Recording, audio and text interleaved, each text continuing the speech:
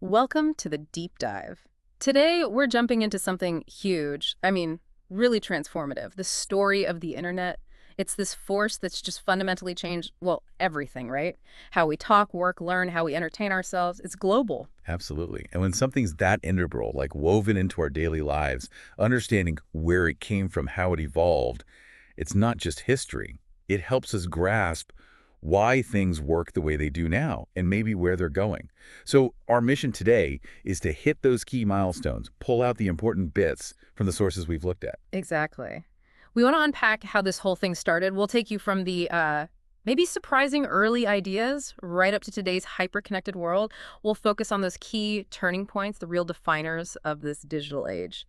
Okay, let's get into it. Where do we even start with something this massive? Well, the beginning is often not what people expect. This idea of a global network, it didn't really start in a garage or a university lab for purely academic reasons. Yeah. It actually kicked off with research funded by the U.S. Department of Defense back in the 60s. The military. Okay, that's the surprising part you mentioned. Why? Cold War anxieties, mainly. They were worried about maintaining communication lines if, the worst happened. A resilient network was the goal. So that need leads to ARPANET, the Advanced Research Projects Agency Network. What was the big deal about it, technically speaking? The truly groundbreaking thing was this idea called packet switching. It's fundamental. Instead of one direct line, like a phone call, which should be broken. Right, if that line's cut, you're done. Exactly. With packet switching, data gets broken into small chunks, packets. Each packet could find its own route through the network, and they'd reassemble at the other end. It built resilience right in, decentralized. It could survive parts failing.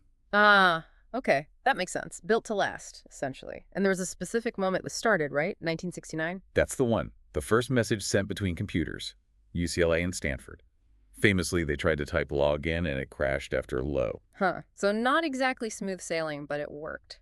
That was the spark, the birth of ARPANET, and really the baby steps of the internet. Mm-hmm. And after that initial connection, the 1970s, well, they might seem a bit quieter from the outside, but this was crucial.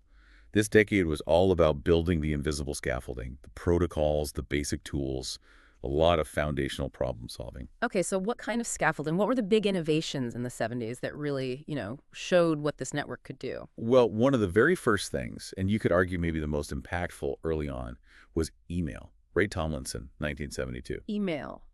Right. Hard to imagine the internet without it. Exactly. It became the first killer app, that one thing people immediately saw the value in. Suddenly you could send messages, almost instantly across distances, asynchronously. It changed scientific collaboration than everything else. Okay, so email shows the potential. But you mentioned different networks starting to pop up. How did they all talk to each other? That seems like a problem. It was the problem. Yeah. And the solution was probably the most important technical step of the decade. TCP/IP, that's Transmission Control Protocol Internet Protocol, developed in '74 by Vince Cerf and Bob Kahn. TCP/IP. We still use that today, don't we? Absolutely. It's the fundamental language of the internet. Think of it as the universal translator. It set the rules for how data packets are sent, routed, and received, ensuring they get there reliably. It allowed all these different separate networks to actually connect and communicate seamlessly, to form an internetwork. An internetwork. That's where the name comes from. That's the idea. Yeah. And by the end of the '70s, you started seeing more networks linking up using TCP/IP as the common ground. Yeah. Which takes us right into the 1980s. This is where things really started to accelerate, building on that '70s foundation. A really key moment was 1983. That's when ARPANET officially switched over entirely to using TCP/IP. Okay, so that standardized things, made TCP/IP the way to communicate online. Pretty much. It retired the older protocols ARPANET used and unified the core network. You could really say that's the birth year of the modern internet as a single cohesive entity. Right. So the technical language is sorted, but wasn't it still really hard to use? Finding things online must have involved remembering strings of numbers. Oh, definitely. You needed to know the numerical IP address for every computer you wanted to connect to. Like a phone number, but way longer and harder to remember. As the network grew, that just wasn't scalable. Imagine a phone book with millions of constantly changing numbers. A nightmare. So how did they fix that? With another crucial invention, the domain name system, or DNS, that arrived in 1984. DNS is basically the internet's phone book. It translates the human-friendly website names we type like .com or .org or .edu addresses. Into the numerical IP addresses computers actually use. Exactly. It's a distributed database system, incredibly robust. Without DNS, navigating the web as we know it would be, well, practically impossible. It made the internet vastly more user-friendly. Okay, that's a huge leap for usability. And around the same time, the network itself was expanding beyond just military and research, wasn't it? With NSFNet. Precisely. The National Science Foundation Network, NSFNet, came online in the late 80s. It connected major universities and supercomputing centers with much faster backbone links than ARPANET had. This really broadened access within the academic and research communities, brought way more people online, and spurred more development. It was sort of the next generation backbone. So the pieces are falling into place. We've got the standard language, TCP/IP, easier navigation, DNS, wider access through NSFNet. But it still wasn't mainstream, right? What pushed it out to, well, everyone? That feels like the 90s. The 90s, yeah, that was the explosion, the Big Bang, as you called it. The internet existed, but it was still text-heavy, command-line driven for many, not exactly inviting. The absolute game changer was in 1991. Tim Berners-Lee, a British scientist at CERN, he invented the World Wide Web. Which is not the same as the internet, right? Yeah. That's a key distinction. Crucial distinction. The internet is the network infrastructure, the pipes. The web is a way of accessing information over that infrastructure. Berners-Lee developed HTML for creating documents, URLs for addresses, and HTTP, the protocol to retrieve them, and the first web browser. Suddenly, you had linked pages, graphics. Information became visual and navigable. But his browser wasn't the one that really took off initially, was it? No, the one that truly opened the floodgates was Mosaic, released in 1993 by Mark Andreessen and others at NCSA. Mosaic was graphical, relatively easy to install and use on regular PCs and Macs. It could display images within the text, not just as separate files. That was huge. I remember that. Suddenly you could just point, click, and explore. That must have been when usage just skyrocketed. Skyrocketed is an understatement. Mosaic made the web accessible, even exciting for non-technical folks. People saw the potential immediately. Information, pictures, eventually sound and video. And if everyone wants to get online, they need a way to actually connect from home or their office. Exactly. And that demand created a whole new industry. Commercial internet service providers, ISPs, they started popping up everywhere throughout the 90s. Right. Companies like AOL, CompuServe initially, then countless others offering dial-up access.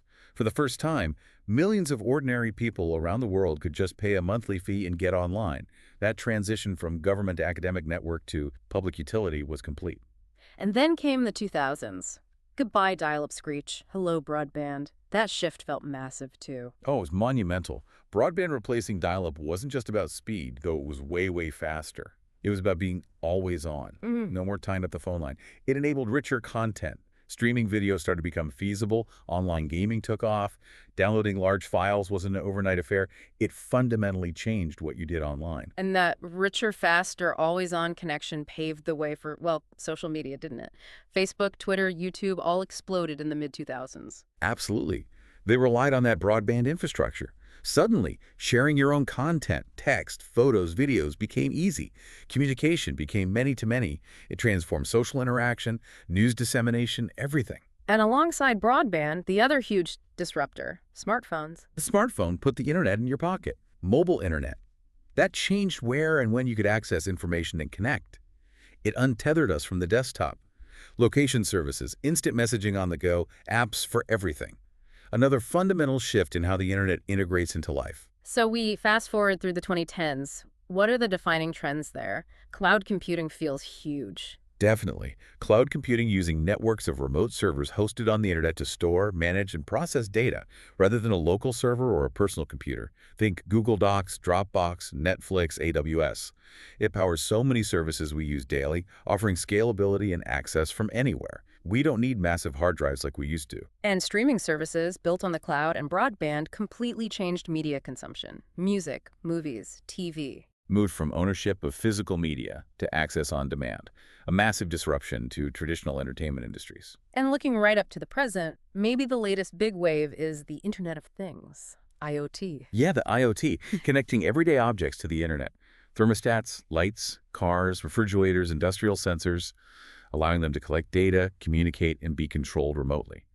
It opens up amazing possibilities for automation, efficiency, data analysis, but also, significant challenges, security, privacy, managing all that data, it shows just how deeply embedded the network is becoming. Wow. Okay. Stepping back, it's just an incredible arc. From those Cold War military origins, packet switching, ARPANET, Right, through email, TCP/IP, and DNS, then the web, browsers, ISPs making it public, followed by broadband, social media, mobile. and now cloud and IoT weaving it into literally everything. It really is a story of constant, relentless innovation and, surprisingly often, collaboration. It is. And thinking about that history, it really underlines something important. Mm. The internet isn't finished. It's Yeah. not static. Understanding how it got here helps us appreciate that it's constantly evolving, adapting. It's this dynamic force, and its evolution seems to be accelerating, if anything. That's a great point. It makes you wonder, doesn't it? As it gets woven even more deeply into our lives, what's the next big shift? Is it going to be AI becoming truly integrated everywhere, fully immersive, virtual or augmented realities? Maybe something totally unexpected. And how will that change things? Definitely something to think about until our next deep dive.